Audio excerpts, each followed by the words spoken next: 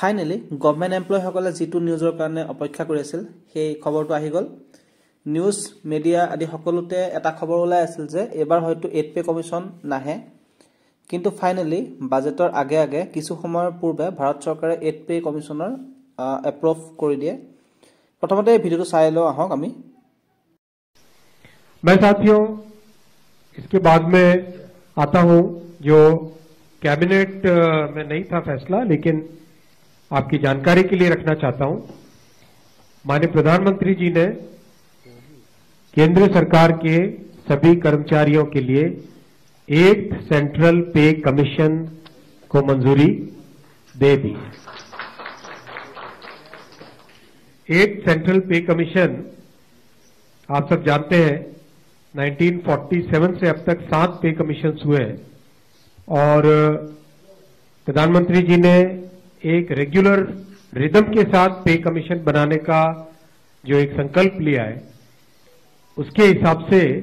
2016 में लास्ट पे commission 7th पे कमीशन स्टार्ट हुआ था तो 2026 में इसका टर्म कंप्लीट होता है उससे वेल बिफोर 2025 में 8 पे कमीशन स्टैब्लिश करने से सफिशिएंट टाइम मिलेगा so that the recommendations can be received well before the completion of the period of 7th pay commission গটিকে সেন্ট্রাল পে কমিশন এপ্ৰুভ হৈ গল ইয়াৰ পিছত পে কমিশনখন গঠন কৰা হ'ব কমিশনখনে সকলো দিশ চালি জাৰি চাই এটা ৰিপৰ্ট পাবলিশ কৰিব আৰু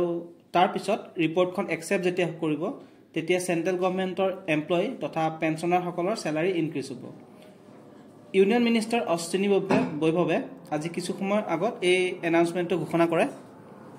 ইয়াৰ পৰা অসম বা অসমৰ নিচিনা যিবিলাক ৰাজ্য আছে সেই ৰাজ্যবিলাকৰ কি যেতিয়া সেন্ট্ৰেল গভৰ্ণমেণ্টৰ পে কমিশনখন ৰিকমেন্ডেশন যিবোৰ আছে সেইবোৰ একচেপ্ট হ'ব তেতিয়া ষ্টেট গভৰ্ণমেণ্টৰো সেই একেখিনি ৰিকমেন্ডেশনে বা অলপ কিছু হাল সলনি কৰি সেই ৰিকমেন্ডেশনবোৰ পাবলিশ কৰিব আৰু তেনেদৰে আমাৰ স্টেট গভৰ্ণমেণ্টৰো আমাৰ এমপ্লয়ীখিনিৰ সুবিধা হ'ব গতিকে 8 পে কমিশন যেতিয়া সেটআপ হ'ব আমাৰ কি লাভ হ'ব 8 পে কমিশনখন যেতিয়া সেটআপ হ'ব বিশেষকৈ স্যালাৰি ইনক্ৰিজ হয় বুলি সকলোৱে জানে স্যালাৰিৰ লগতে ডিএ টিএ এইচ হাউস ৰেন্ট এলাউন্স আদিবোৰ এডজাস্ট কৰা হয় লগতে এমপ্লয়ী সকলৰ যিবিলাক পাৰ্টস বা ফেসিলিটি থাকে সেইবোৰো ইমপ্ৰুভ কৰা হয়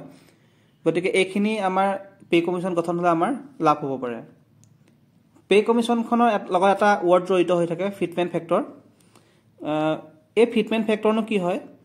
আমি ফিটমেন্ট ফেক্টৰটো এনেদৰে ক'ব পাৰো যে স্যালাৰি কিমান ইনক্ৰিজ হ'ব তাৰ এটা ৰেশিও আশা কৰি থকা হৈছে যে এইবাৰ ফিটমেন্ট ফেক্টৰ হ'ব 2.86 7 পে কমিশনত এই ফিটমেন্ট ফেক্টৰ আছিল 2.57